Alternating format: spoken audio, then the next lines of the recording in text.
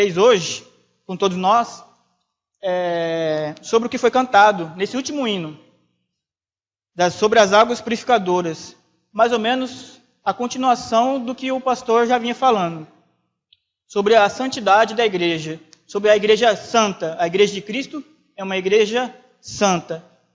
E para entender melhor, é melhor a gente desmistificar esse sentido de santidade, porque por muito tempo eu pensei que era algo inalcançável, algo tão longe para a gente ser santo. Você é santo? Não, santo é fulano de tal, eu não sou santo. E eu quero trazer hoje, com respaldo da palavra do Senhor, sobre a santidade, que é sobre essa ação das águas purificadoras. Ou seja, é quando esse rio maravilhoso, que é o próprio Cristo, que é a própria vida de Cristo, que nasce lá na morte dele, como a gente cantou também, ele nos traz vida, e essa vida expressa se chama santidade. E eu quero tratar com os irmãos 4 aspectos dessa santidade. Ou seja, o primeiro ponto, eu queria desmistificar isso, desmistificar essa distância entre nós e a santidade. O segundo ponto que eu quero tratar com os irmãos é o nosso papel na santidade e o papel de Deus nessa obra.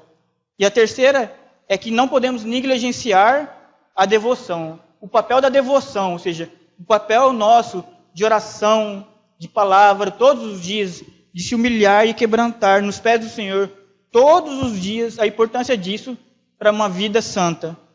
E também o último ponto, a integralidade, ou seja, a santidade ela alcança todos os pontos da nossa vida, o coração, a mente, ou seja, os nossos relacionamentos com os irmãos, o nosso emprego, nossa escola, ela atinge por inteiro a nossa vida. Sempre ouvi da irmã Alcione um exemplo da graça, que é que nem a gente está na rodovia, o caminhão passa por cima da gente assim, é assim que é a graça. É um caminhão que a gente não tem palavra para explicar o tamanho do caminhão, mas quando ela bate de frente com a gente, ela muda a gente. Eu gostaria que os irmãos abrissem em 2 Coríntios, capítulo 5, do segundo livro aos Coríntios, segunda carta aos Coríntios, no versos 14. A minha versão diz assim: de qualquer forma, o amor de Cristo nos impulsiona, porque cremos que Ele morreu por todos, também cremos que todos morreram. Ou seja, algumas traduções dizem que o amor dele nos constrange, e alguns hinos trazem também essa palavra, que o amor dele nos constrange. E o que é constrangimento perante essa Bíblia? O que é esse constrangimento que o amor dele nos causa? É que o Brian acabou de dizer aqui daquela mulher que quebrou o vaso ali para glorificar o Senhor, porque ela foi tão tocada pelo Senhor, pela graça do Senhor, que ela teve uma reação. E essa reação dela, ela chama constrangimento, ou seja, nos impulsiona, o nosso movimento, ou seja, essa santidade, essa nova vida que nós temos agora, é impulsionada pelo amor de Deus. Ou seja, nasce lá na cruz, nasce no amor de Deus. Ele nos dá essa oportunidade de a gente viver essa vida santa. Há 2 perigos muito tenaz. O inimigo ele nos tenta muito quando a gente trata desse assunto de santidade, dessa nova vida. E agora, como que a gente vive? Pela lei, pela graça? Muitos falam que a gente tem que obedecer à lei ainda para ser salvos, e outras pessoas falam que nós nascemos pela graça e agora estamos de bem bom, estamos sentados na cadeirinha e não podemos fazer mais nada. Não é bem assim. Esses 2 perigos atingem muito a gente, porque a graça, como a gente viu aqui, ela nos impulsiona, ou seja, a vida, a movimento. Quando a gente é atingido por Cristo, há movimento, há resultado nas nossas vidas, a transformação. E essa transformação, ela é do nada, assim, de repente a gente é 100% santo, a gente não peca mais? Na própria Bíblia, o apóstolo João fala que é mentiroso aquele que fala que não peca mais. Mas ora então, a gente é santo. Mas a gente peca novamente? Como assim? É aquela história do santo e ainda não. Mais para frente vocês vão entender essa história dos santos agora e ainda não santos. Amém? Eu gostaria que os irmãos abrissem em 1 João 2. 1 João 2, não, perdão. 3, capítulo 3. 1 João 3. Por muito tempo eu fiquei questionando como que falava que a gente é para ser santos, mas se a gente ainda continua a pecar, como que uma pessoa fala, ó, sede santos aqui na frente, mas às vezes cai? É porque não é pela nossa força, não é pela força do pregador aqui que a gente fala, ó, sede santos e para vocês imitar a gente. É sede santos, por quê? Eu sou santo. Quem fala isso não é homem, é Cristo Jesus. Nós somos santos porque Ele é santo. Ó, versículo 6 até o 10, diz assim: quem permanece nele não continua a pecar, mas quem continua a pecar não o conhece e não entende quem ele é.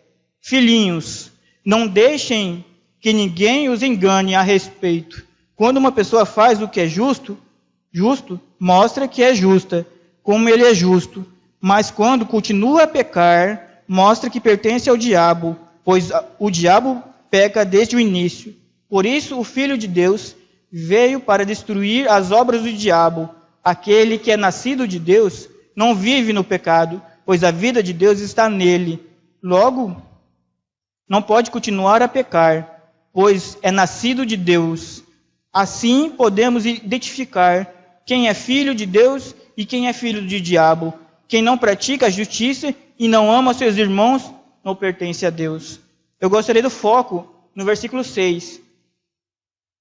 Diz assim: quem permanece nele não continua a pecar, mas quem continua a pecar não o conhece e não entende quem ele é.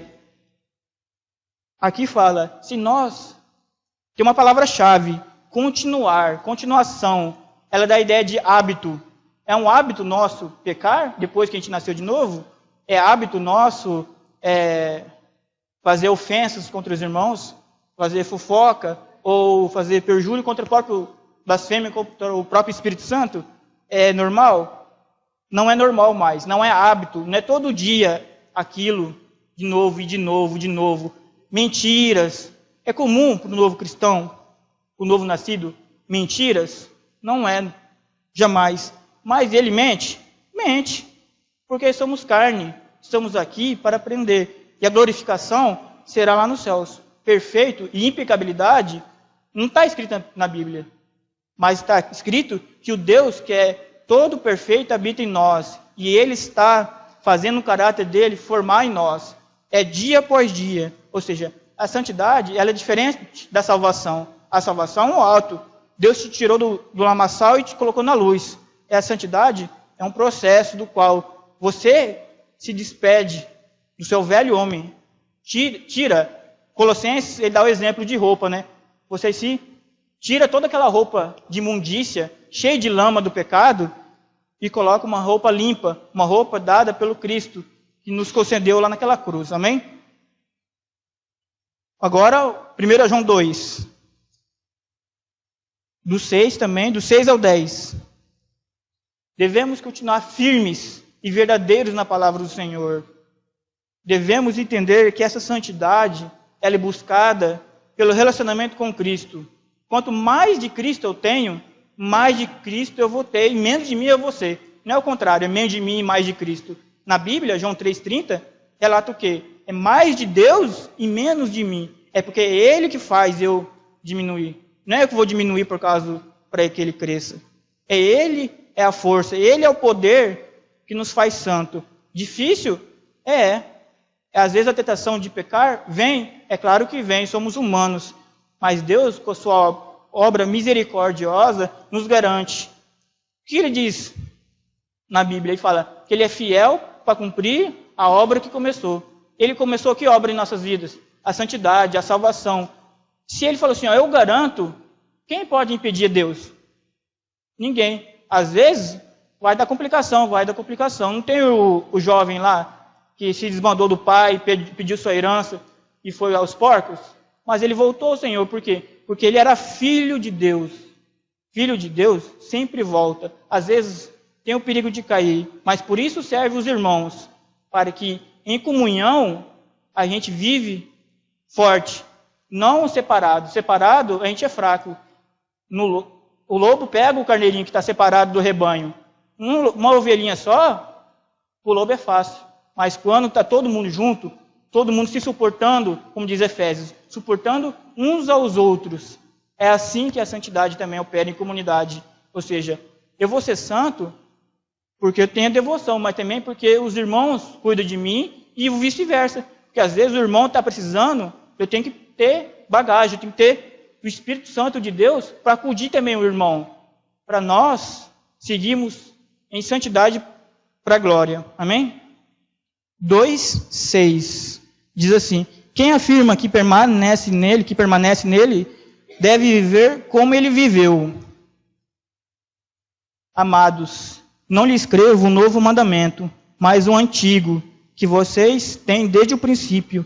É a mesma mensagem que ouviram antes. E, no entanto, também é um novo mandamento, cuja verdade ele demonstrou, e vocês também a demonstraram, pois a escuridão está se dissipando e a verdadeira luz já brilha. Se alguém afirma, estou na luz, mas odeia o seu irmão, ainda está na escuridão. Quem ama seu irmão permanece na luz e não leva os outros a tropeçar. Um sinal claro, ou seja, uma evidência que a gente ama o Senhor, é amar a Deus.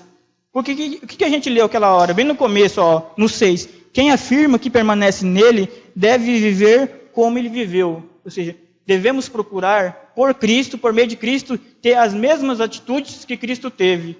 E qual que é a atitude que Cristo teve? É claro que a gente não vai morrer pelo pecado dos outros, que é impossível. Só Cristo faz isso. Mas ele se entregou, ele se abdicou, se humilhou em favor dos outros. Que possamos ser assim, ter esse mesmo sentimento de amar. Amar é isso. Amar é ter o mesmo sentimento que Cristo. É abdicar do que eu quero pelos outros. Amém? Eu queria ler o versículo 18 do capítulo 3. Só virar a página. 18 diz assim: filhinhos, não nos limitemos a dizer que amamos uns aos outros, demonstremos a verdade por meio das nossas ações.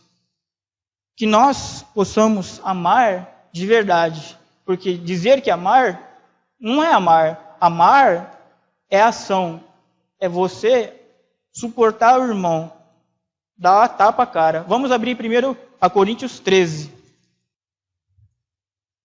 Muitos leem esse versículo para casamento, para alguma coisa assim, mas aqui ele diz para a igreja, para a comunidade do Senhor, que o mais importante de tudo é o amor. É porque essa é a mensagem que ele veio trazer, o amor, a salvação. É esse amor que devemos viver. Porque se temos o Deus, e Deus é amor, por que a gente não reflete isso? Por que a gente não expressa isso na nossa vida? Por que a gente é empacado nessas questões? Diz assim: se eu falasse a língua dos homens e dos anjos, mas não tivesse amor, seria como um sino que ressoa e um símbolo que retine. Se eu tivesse o dom de profecias, se eu entendesse todos os mistérios de Deus e tivesse todo o conhecimento, e se tivesse uma fé que me permitisse mover montanhas, mas não tivesse amor, eu nada teria, nada seria. Ou seja, sem Cristo, nada vai. E depois ele fala sobre questões do amor, mas isso é para outra hora, amém? Eu quero tratar com os irmãos agora sobre a nossa participação nesse processo, na santidade. E qual que é o papel nosso e o papel de Deus. O que a gente faz e o que Deus faz.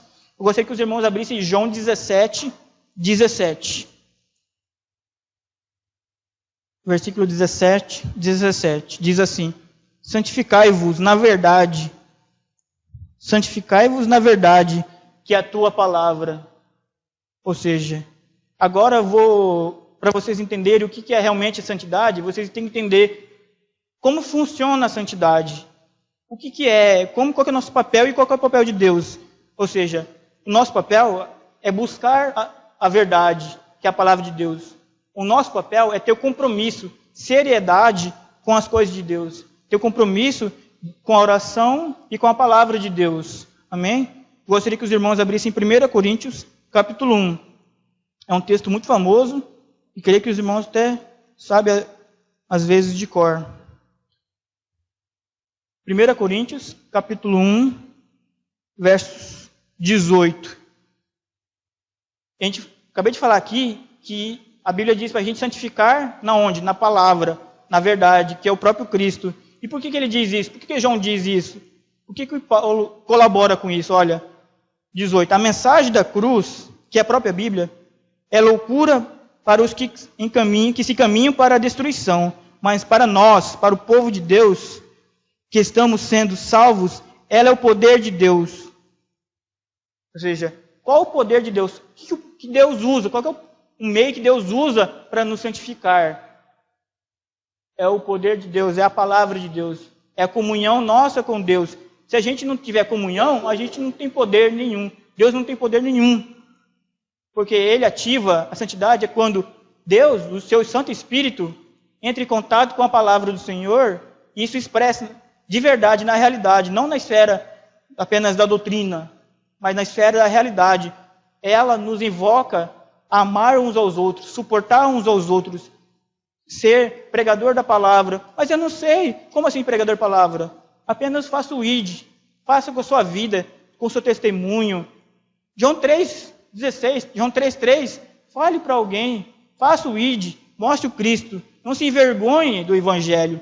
Jeremias fala assim, eu tenho vergonha. Assim, ó, não é suas palavras, eu que coloco na tua boca. Não é nós que temos a força, não é nós que podemos, não é nossa a palavra, mas é a palavra de Deus em nós que nos faz ampliar a palavra de Deus para mais longe. Amém? Gostaria de que os irmãos abrissem a 2 Pedro 1, capítulo 1, 2 Pedro 1. Existe a santidade, ela é uma garantia da nossa salvação. Quando a gente compra um produto, a gente tem uma garantia, não tem uma garantia? Mas quem dá a segurança da garantia? Quem dá o compromisso de arrumar, não é a empresa? E é assim com a salvação, ou seja, existe duas forças, duas sintonias, duas energias aqui na santidade. Uma é a seguridade, ou seja, o seguro que aquilo vai acontecer. A segurança que a santidade vai acontecer, que a vida de Cristo vai florescer em nós, é de Deus. E qual que é o nosso papel? O compromisso com a palavra, compromisso com a igreja, compromisso com os irmãos.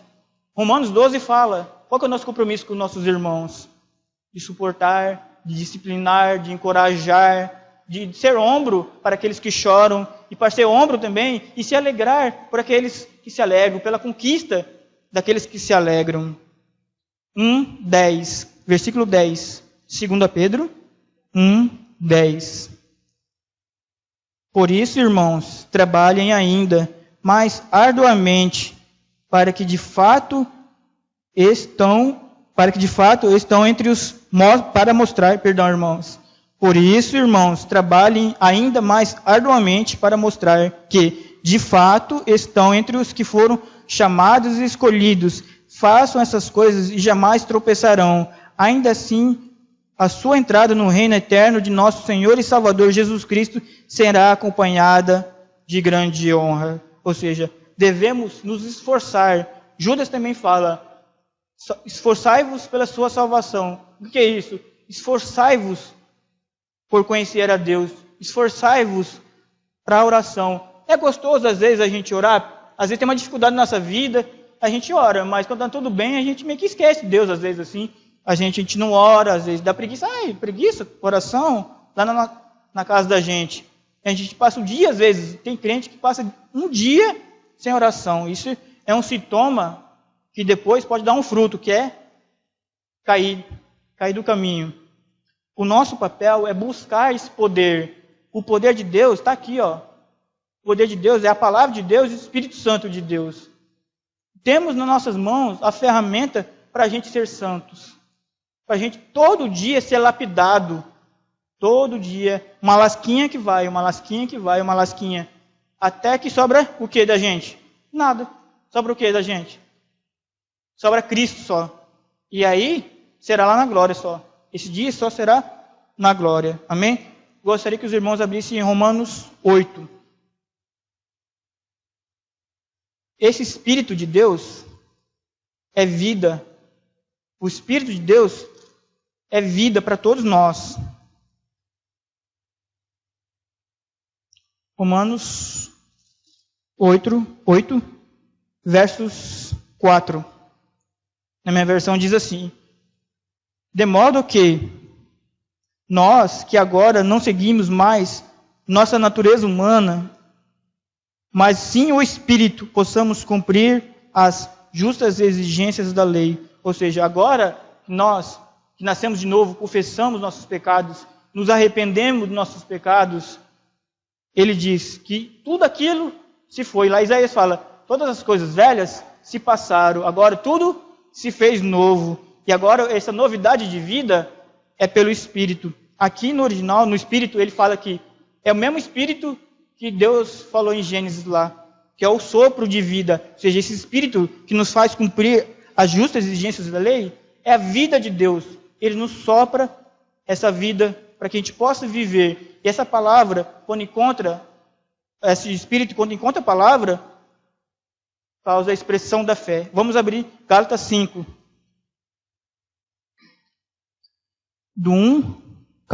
Capítulo 5, do versos 1 ao 5. Portanto, permaneçam firmes nessa liberdade, pois Cristo verdadeiramente nos libertou. Não se submetam novamente à escravidão da lei. Prestem atenção. Eu, Paulo, lhes digo, se vocês deixarem de ser circuncidados, Cristo de nada lhes servirá. Volto a dizer, todo aquele que se deixar de ser circuncidado deve obedecer toda a lei. Ou seja, vou dar um pause aqui. Se o judeu que queria, o pessoal de Gálatas, queria de novo voltar para cumprir as leis, ele alerta. Se você se cumprir um pedacinho da lei, você tem que cumprir toda a lei. Isso aí é impossível. Isso é só Deus que faz. Continuando.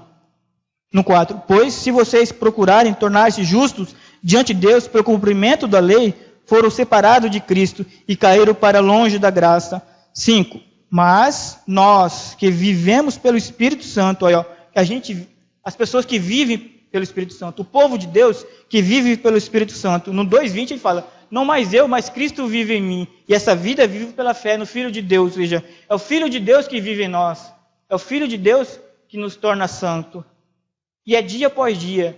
Hoje eu largo minha sandália, amanhã largo meu short, e assim vai. E a gente não pode cobrar dos irmãos a salvação. Isso pertence a Deus. Nós devemos nos ajuntar para que isso aconteça em comunidade, para que isso torne a gente mais unidos e nos leve a Cristo. Amém? Continuando no 5. Mas nós que vivemos pelo Espírito, esperamos ansiosamente a receber pela fé a justiça que Deus nos prometeu. E Ele é fiel para cumprir. Ele prometeu aqui, Ele fala, a justiça que Deus prometeu, e Ele é fiel para cumprir. Nós devemos expressar, no 6, pois em Cristo Jesus não há benefício algum em ser ou não ser circuncidado. O que importa é a fé que se expressa pelo amor. Não importa a gente cumprir a lei, porque quem cumpriu a lei é Cristo, a gente não cumpre a lei. É o Espírito de Deus em nossas vidas que nos dá essa pujança, que dá aqui, o que importa agora, nessa nova vida, não é cumprir a lei. Seguir certinho. Se eu seguir certinho, eu vou ser salvo. Não. A santidade, aqui, o que importa é a fé que se expressa pelo amor. O que importa, irmão, é o amor. O que importa é a unidade em amor. Isso importa. Isso é a expressão da fé. A expressão da fé não é eu guardar os mandamentos do Senhor. É eu seguir a Cristo. Quando tem aquela passagem de jovem rico, quando Jesus fala, você sabe tudo, agora segue. Ele quis seguir Jesus? Não. Ele quer alguém, que o povo dele, que siga ele. O exemplo que o irmão falou, agora na abertura, do lavar os pés. Os discípulos, os fariseus, todos eles sabiam da palavra, os fariseus sabiam de cor e salteado a palavra, sabia decorado a palavra. Mas isso resolvia? Não. Estudar a palavra, saber da palavra é importante, isso não é o problema. Então qual que é o problema? É não fazer o que está escrito, não obedecer o que está escrito. Mas isso vem pela graça de Deus. Nós temos que apoiar o irmão quando cai. Nós devemos se juntar um com os outros para que essa santidade seja a nossa unidade, que o mundo possa ver que somos diferentes, que essa graça de Deus nos torna diferente. Não uma comunidade que é igual ao mundo. Nós devemos ser uma igreja santa, porque somos um povo santo, separado por Deus, e que agora vivemos pelo Espírito Santo e não por nossos meios. Eu vi uma imagem para falar sobre santidade, sobre uma árvore. Ela representa bem sobre santidade. Por quê? Porque a árvore somos nós, o pastor diz aqui, e que os frutos dessa árvore é a santidade. Mas a justificação é a raiz, ou seja, nós temos que ser santos porque somos justificados, somos salvos porque somos santos porque somos salvos. Nós amamos por quê? Porque Ele nos amou. É resposta, é expressão nossa. A santidade é a expressão nossa. Ela há uma exigência na santidade, mas não é uma exigência por mérito, por meritocracia. Não é uma exigência por falar, eu vou cumprir tal e tal coisa e vou ser salvo. A gente não cumpre tal e tal coisa para ser salvo. A gente crê para ser salvo. Santidade é um processo que nós temos para glorificação. Não é uma exigência para a salvação, mas é uma evidência. Ou seja, eu sou salvo. Se a graça entrou na gente, a gente tem que derramar essa graça para provar que isso existe. E para isso eu quero que os irmãos abrem a Bíblia em Tiago 2. Do 14 ao 26. No meu título aqui fala, a fé sem obras é morta. De que adianta, meus irmãos, dizer que tem fé se não a demonstra por meio de suas ações? Acaso esse tipo de fé pode salvar alguém? Se um irmão ou irmã necessita de alimento ou de roupa, e você disserem, até logo, e tenha um bom dia, aqueça-se e coma bem, mas não lhe derem alimento nem roupa, em que isso ajuda? Isso não ajuda nada essa pessoa necessitada. No 17, como vem a fé por si mesmo, a menos que produza boas obras, está morta. Mas alguém pode argumentar, uns têm fé, outros têm obras. Mostre-me a sua fé sem obras, e eu, pelas minhas obras, lhe mostrarei a minha fé. Vocês diz crer que há um único Deus. Muito bem, até os demônios creem nisso. Que insensatez! Vocês não entendem que a fé sem obras é inútil?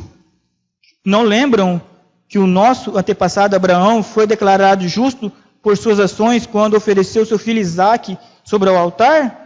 Como vem a sua fé e suas ações atuarem juntas, e assim as ações tornaram a fé completa. A fé e as obras, elas não são coisas diferentes. Elas são duas coisas. É a cara e a coroa da mesma moeda. É a vida cristã, de um lado é fé, de outro lado é obras. Não tem ou fé ou obras. Devemos ter os dois para apresentar a verdadeira vida cristã.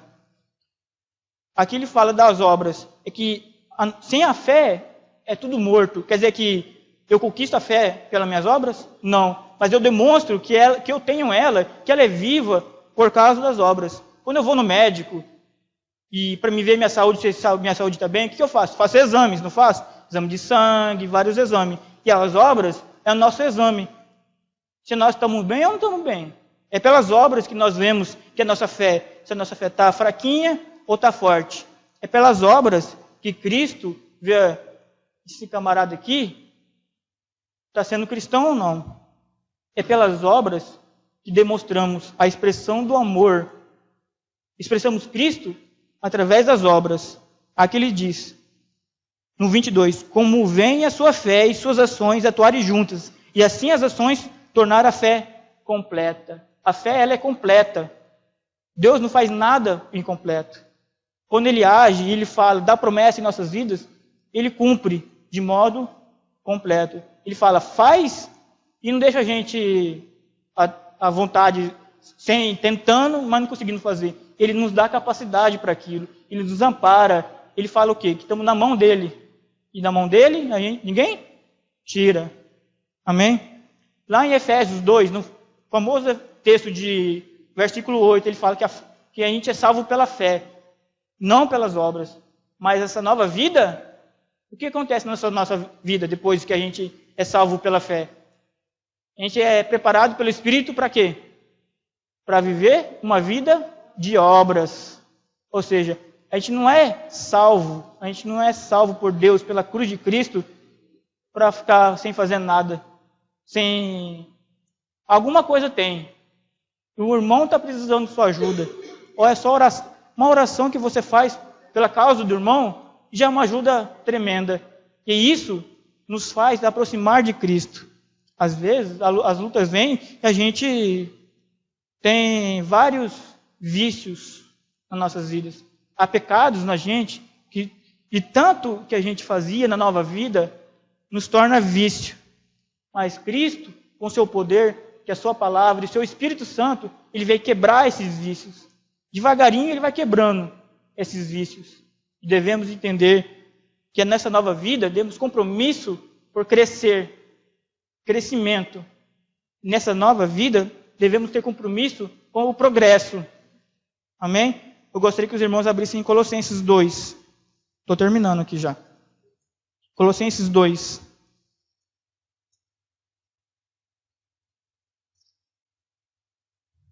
Dois, 6 e 7. Eu tinha falado que nós somos as árvores. E quando a gente cria raiz, é quando a gente é salvo. E quando a gente dá fruto, é a santidade. E esse texto reflete muito bem, diz assim: e agora sim, como aceitar a Cristo Jesus como Senhor, continue a segui-lo, aprofunde nele as suas raízes, e sobre ele se edifiquem a sua vida. Então a sua fé se fortalecerá na verdade que lhes foi ensinada, e vocês transbordarão gratidão. Nota duas palavras: continue a segui-lo e aprofundem nele as suas raízes. É que, se somos salvos, o que a gente faz? Continua.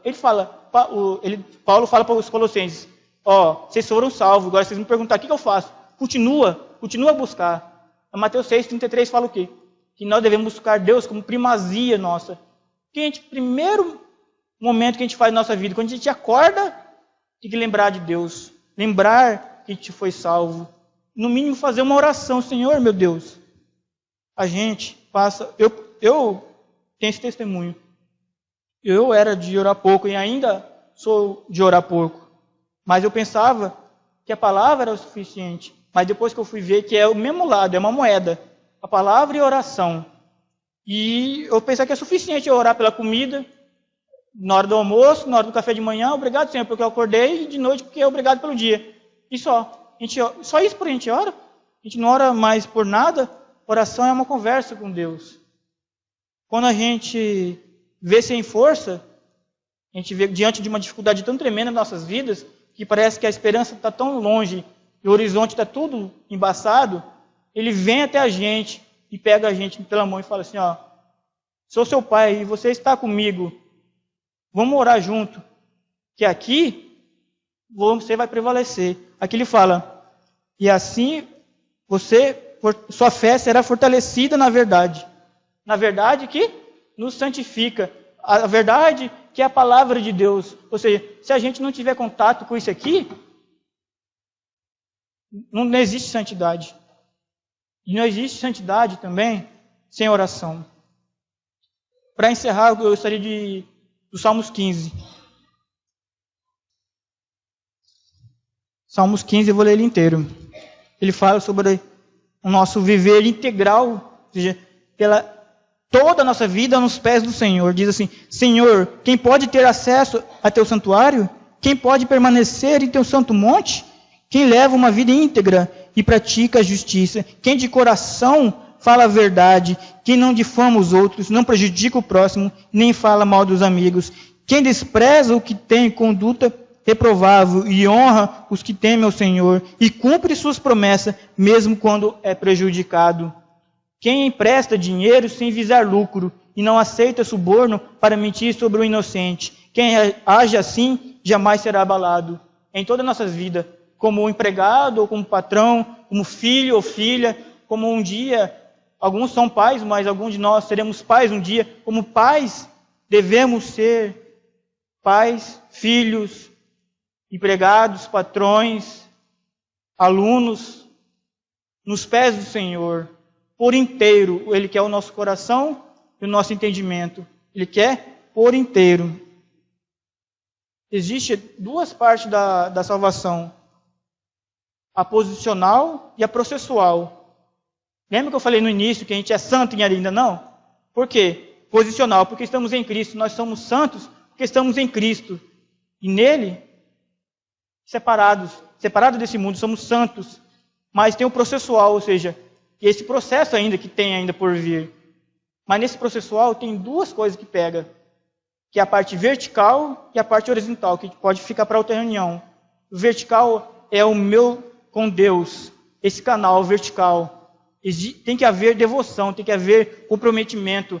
Lá no Salmos ele fala, é como a corça que anseia pelas águas. Nós devemos ser ansiosos, devemos querer prazer em buscar a Deus, prazer em ter comunhão com Ele. E horizontal é com os irmãos. Quando ele fala o fruto do Espírito, ou seja, é o fruto do Espírito, é a expressão da fé. É quando a gente ama o irmão, quando a gente é longânimo com o irmão, quando a gente perdoa o irmão. Existem essas duas partes. A nossa devoção e a nossa parte com nossos irmãos. Que esse fruto do Espírito Santo brote em nossas vidas. Que a santidade não é quando o Espírito fala, vai sozinho. Não. Fala, sede santos, por quê? Porque sou santo. É Deus que faz a obra. É Deus que faz mover essa realidade tão profunda em nossas vidas. Lembre-se de de 2 Coríntios 5,14. É o amor dele que nos impulsiona. É o amor dele que nos faz mover. Quando o amor dele vem e dá uma porrada na gente, nos encontra, não tem explicação. Paulo mudou de uma vez por todas. Ele perseguiu os cristãos. Ele foi lá para Barnabé falou, não quero não. Tinha medo de Paulo. E Paulo se tornou o que depois? Servo. E todas as cartas que ele fala escravo de Cristo. Que essa transformação seja todos os dias em nossas vidas. Que essa transformação seja real e afete nosso relacionamento com Deus e afeta nosso relacionamento com os irmãos. Amém? Gostaria de passar a oportunidade com o pastor. Amém? Vamos se colocar de pé em reverência, aqueles que podem, para fazer a oração. Amém? Senhor, venha com a tua graça, Senhor, e misericórdia, nos inundar, Senhor, com a sua água que purifica, Senhor, porque a tua água é a tua própria vida, Senhor. Assim cantamos e assim deve ser nas nossas vidas. É a água, Pai, que quando entra em contato com a gente, purifica de todas as nossas dores, purifica de todos os nossos pecados. Ela cura, Senhor, as nossas feridas. Ela limpa os nossos corações, Senhor.